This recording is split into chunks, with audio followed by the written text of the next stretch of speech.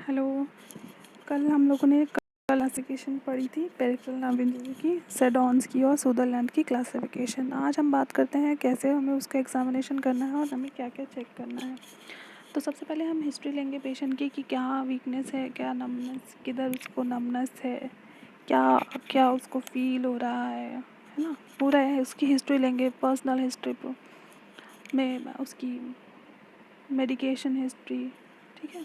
फिर हम उसका एग्जामिनेशन करेंगे, एटीट्यूड और डिफॉर्मिटी क्या, जिसमें हम wrist drop, foot drop, winging of scapula, claw hand, ape hand deformity, pointing index finger, policeman tip deformity, wasting of muscle, skin देखेंगे, dry and glossy, temperature check करेंगे, सेंसरी एग्जामिनेशन करेंगे, कोई nerve palsy तो नहीं है। फिर हम sweat test करेंगे, मोटर एग्जामिनेशन करेंगे। अब जिस रीजन के अंदर नर्व इंजरी होगी उसके बेसिस पे हम लोग उसको क्लासीफाई करेंगे। अगर किसी भी ब्रेकियल प्लेक्सस में इंजरी हो रही है तो आप लोगों को पता है कि ब्रेकियल प्लेक्सस का ओरिजिन जो है वो C5 से लेकर T1 तक होता है और वहाँ से ट्रंक है ना, डिवीजन और ट्रंक और ब्रांचेस निकल के हमारी नर्व्स की फॉर्मेशन हो रही है। अगर हमारे ब्रेकियल प्लेक्सस के अंदर C5 से लेकर C7 तक अगर कोई इंजरी हो जाती है तो उसको हम बोलते हैं अप्स पाल्सी, और C8 से T1 में होगी तो उसको बोलते हैं हम क्लम्प्स के पाल्सी। तो इसकी इंजरी के अंदर क्या होता है, ये बच्चों ओवरवेट इंजरी जो बच्चे बेबीज़ होते हैं उनमें मेनली होता है। शोल्डर जो होता है डिस्टॉशिया एट डिलीवरी, मतलब हाथ जो है अंदर की तरफ रह जाते हैं, हाँ, है ना। और इसके बाद एडक्टर्स और एक्सटर्नल रोटेटर जो होते हैं हमारे पैरालाइज, सुपिनेटर्स जो हैं पैरालाइज हो जाते हैं। Arm held to side, side में ही रह जाता है और इंटरनली रोटेटेड और प्रोनेटेड फॉर्म में रहता है।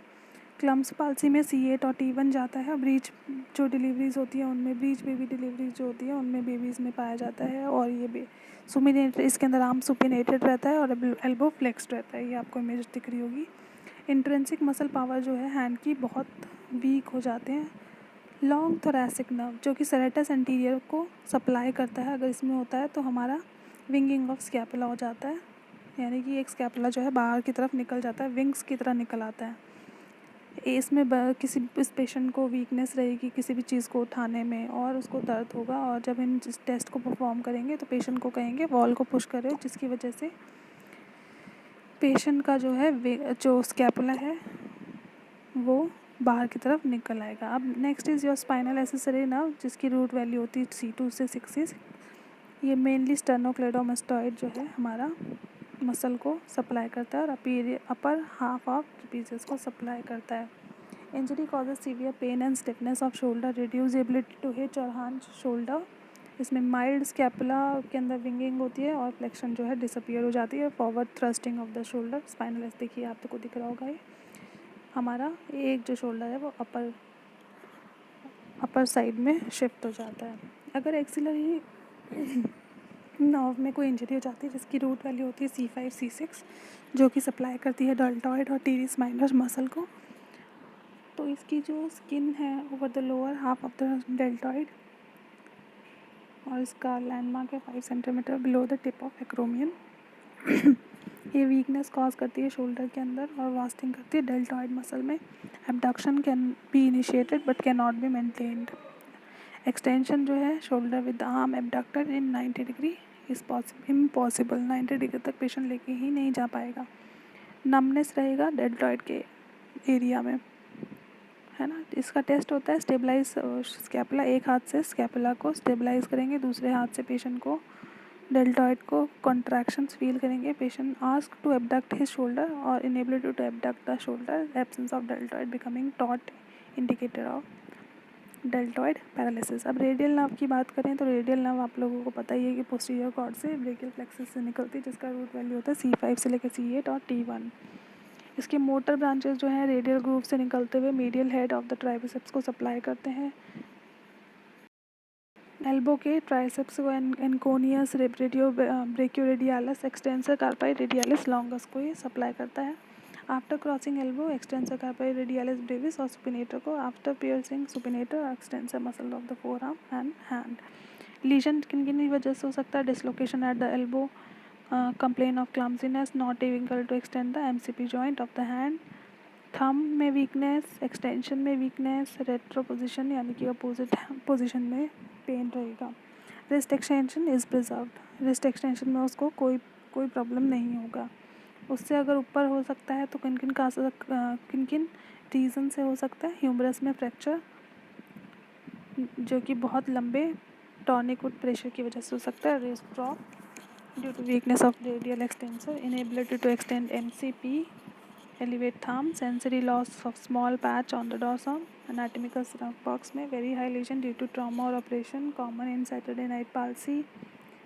जैसे सैटरडे नाइट को कोई सैटरडे नाइट पाल्सी इसको इसलिए बोलते हैं, फॉर एग्जांपल कोई सैटरडे को पार्टी करने गया, उसने बहुत सारी है ना अल्कोहल लिया, अब वो बैठ गया चेयर के ऊपर अपने हाथ को पीछे की तरफ करके रिलैक्सिंग पोजीशन में, अब वो उसी पोजीशन के अंदर बहुत टाइम तक रह गया, जिसकी वजह से उसकी रेडियल नर्व जो है वो कंप्रेस हो गई, इसलिए इसको हम सैटरडे नाइट पाल्सी बोलते हैं या फिर क्रच पाल्सी कहते हैं, क्योंकि उस एरिया के अंदर जो आर्म पिट है, अगर हमारे एक्सिला के अंदर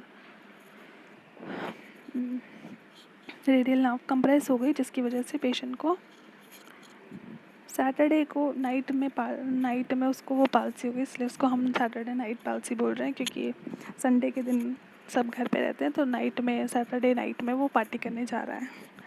jokes apart, so in addition to high lesion, the triceps is paralyzed and the tricep reflex is absent. Test for radial nerve, patient को बोलेंगे हम एक्सटेंड करने के लिए एल्बो अगेंस्ट द रेजिस्टेंट, और हम फील करेंगे ट्राइसेप्स के कॉन्ट्रैक्शन। ब्रेकियोरेडियलिस के लिए हम 90 डिग्री के अंदर फ्लेक्स करवाएंगे और बोलेंगे कि मिड प्रोन के अंदर रखें अगेंस्ट, और रेजिस्टेंस देंगे हम अपोजिट में, है ना, और हाथ स्ट्रेट करने को बोलेंगे। रिस्ट एक्सटेंसर्स के अंदर रिस्ट ड्रॉप होगा, जो कि एक्सटेंसर्स की वीक पैरालिसिस की वजह से हो जाता है। अभी मैंने और आपको बताया कि ECRL ECRB extensor digitorum ECRU, ये मसल जो है इसमें इन्वॉल्व होती है एक्सटेंसर्स वाली, इसको हम सैटरडे नाइट पाल्सी भी कहते हैं। Injury of radial nerve in the axilla, ये जो मैंने आप लोगों को अभी जस्ट एक एक्सप्लेन किया एग्जांपल कि सैटरडे में अल्कोहल लिया एंड पर्सन जो है सो गया अपने हाथ को पीछे रख के, और जिसकी वजह से उसका रेडियल नर्व में इंजरी हो गई।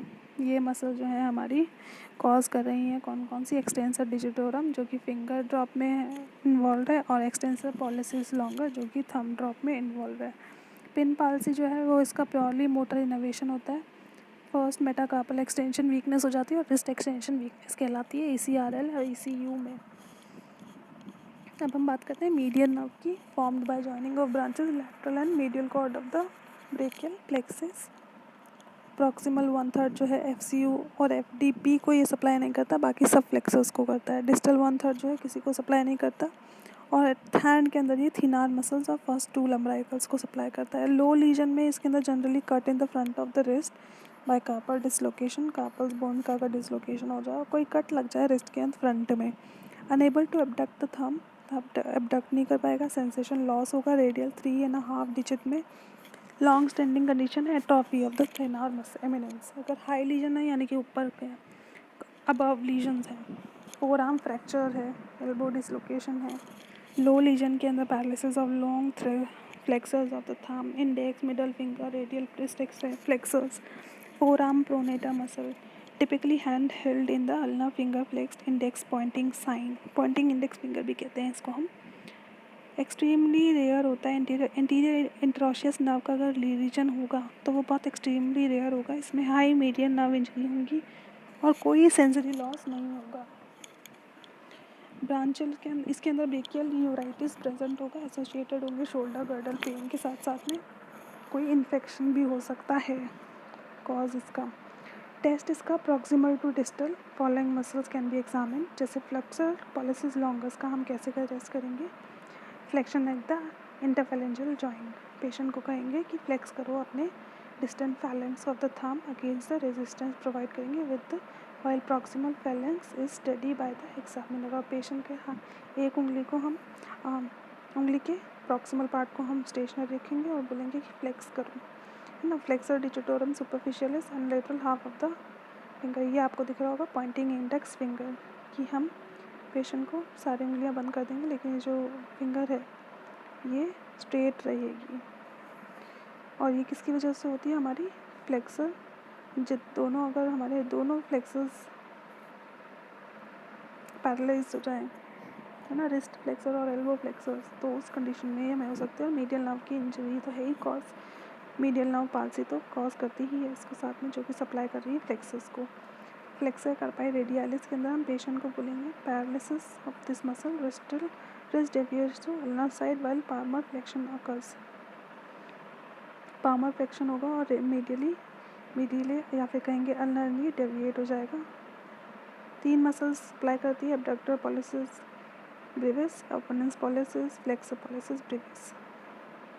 इसके लिए हम पेन टेस्ट करते हैं। पेशेंट के बोलेंगे थंब से पेन को टच करें, है ना, हाथ को सीधा रखेगा सीलिंग की तरफ, pen held above the thumb, ask to touch him pen with the thumb of his tip of his thumb. Patient को बोलेंगे, हाथ सीधा रखने के बाद पेशेंट को बोलेंगे कि टच करो पेन को ऊपर।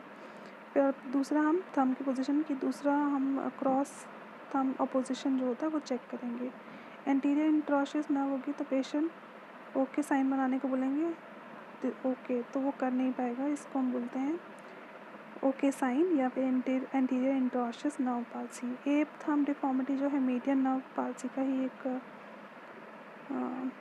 साइन है, जिसमें हमारे वेस्टिंग हो जाती है thenar eminence of the muscle, inability to oppose और फ्लेक्स द थंब, स्ट्रेट रहेगा। एप जैसे जो ape thumb in the sense कि जो पहले आदि मानव से भी पहले जो बंदरों की प्रजाति होती थी, तो वो अपने हाथों को एकदम सीधा रखती थी, मोड़ नहीं पाती थी, तो उन्हीं के ऊपर नाम दिया गया है एप हैंड डिफॉर्मिटी, है ना। Thumb is in the same plane as wrist. Ulnar nerve की बात करें तो C7, C8 और T1 जो है मीडियल कॉर्ड से अराइज होता है। इसकी ब्रांचेस जो है आर्म में है निल नो सप्लाई, प्रॉक्सिमल 1/3 में flexor carpi ulnaris, flexor digitorum profundus, distal में कोई सप्लाई नहीं है। और हैंड के अंदर hypothenar muscle, abductor pollicis, all interosseous muscles and medial two lumbricals. Low lesion में कहाँ हो सकता है injury? In the distal third of the forearm, spraying of the forearm muscles, complain of numbness of the ulnar nerve, 1.5 finger, claw hand deformity, hypothenor or interosseous wasting, Fromen's sign positive. High lesion में common in elbow fracture or dislocation. Motor and sensory loss are same as in low lesions. Hand is not markedly deformed because the ulnar half of flexor digitorum profundus is paralyzed and the fingers are therefore less clawed. Examination कैसे करेंगे हम? Flexor carpi ulnaris का, palmar flexor wrist against the gravity and hand deviates towards the radial side. Abductor digiti मिनिगोइन, patient को बोलेंगे कि little finger का hand पे सीधा रखिए और हम लिटिल फिंगर पे रेजिस्टेंस फाइट कराएंगे हाथ को सीधा रखते हुए। इंटरक्शे पैड डैप तो आपको पता ही है किस तरह से पेशेंट को बोलना है कि फिंगर्स को खोलो, और ये उसको बोलते हैं एग्वा टेस्ट। हाथ को सीधा रखने के बाद नीचे की तरफ रखेंगे टेबल पे और पेशेंट को कहेंगे कि साइडवेज को मूव करें, और वो सेपरेट नहीं कर पाएगा अपनी फिंगर्स को। फिर है कार्ड टेस्ट। पेशेंट को बोलेंगे कि अपने कार्ड को पकड़ो, एक कार्ड सामने रखेंगे और उसको बोलेंगे कि उसको टाइटली पकड़ के रखो, बट वीकनेस ऑफ द इंटरॉश है, वो उस कार्ड को हाथ में पकड़ नहीं पाएगा। दूसरा होता है पार्शियल क्लॉ हैंड, जिसके अंदर हम hyper extension at the MCP joint and flexion at the PIP and DIP joint, इसको हम अल्नर पैराडॉक्स भी कहते हैं, जिसमें हमारे क्लॉइंग हो जाती है लो अल्नर नर्व पाल्सी की वजह से, और मेनली ये ज़्यादातर हमारा लो नर्व अल्नर पाल्सी की वजह से हो रहा है। और flexor of fingers are also paralysed. Ulnar nerve palsy के अंदर मीडियल 2 फिंगर्स जो हैं डेवलप हो जाती है क्लॉ हैंड डिफॉर्मिटी में। अगर टोटल क्लॉ हैंड की बात करें तो मीडियल और अल्नर नर्व पाल्सी अगर दोनों कंबाइन होगी तो चारों नर्व की चारों यानी कि टोटल क्लॉ हैंड पाल्सी को वो बनाएगा। ये है एक बुक टेस्ट, या फिर इसको फ्रॉमेंट साइन भी कहते हैं। पेशेंट को हम बोलते हैं कि अपने थंब से बुक को होल्ड करके रखो, यानी कि flexion at the IP joint of the thumb, but ये जो है पेशेंट उसको होल्ड नहीं कर पाएगा। अब हम लोअर लिम्ब के अंदर नर्व की, पेरिफेरल नर्व अगर कोई इंजरी होती है तो उनकी बात करते हैं। सबसे पहले बात करते हैं फेमोरल नर्व की। ये गन शॉट वुंड की वजह से हो सकता है, प्रेशर की वजह से, ट्रैक्शन की वजह से। इंडिकेट करता है क्वाड्रिसेप पाल्सी और unable to extend knee actively. Numbness of the anterior thigh and medial aspect of the leg, knee reflex is depressed, severe neurological pain. Most commonly जो है ट्रॉमेटिक हिप डिसलोकेशन जो कि posteriorly होता है, इसमें जो है पैरालिसिस हो जाएगा हमारा हैमस्ट्रिंग मसल्स का और all muscle below the knee. Ankle जब एब्सेंट होगा, loss of sensation below knee except medial side of the leg. Patient walk with foot drop with a high stepping gate.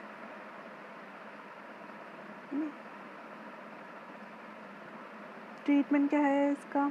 Conservative और operative treatment है। Splint लगाएंगे, mobility कराएंगे, care of skin, physiotherapy, relief of pain through the analgesic, nerve repair, nerve grafting, nerve tendon transfer, nerve transfer है ना।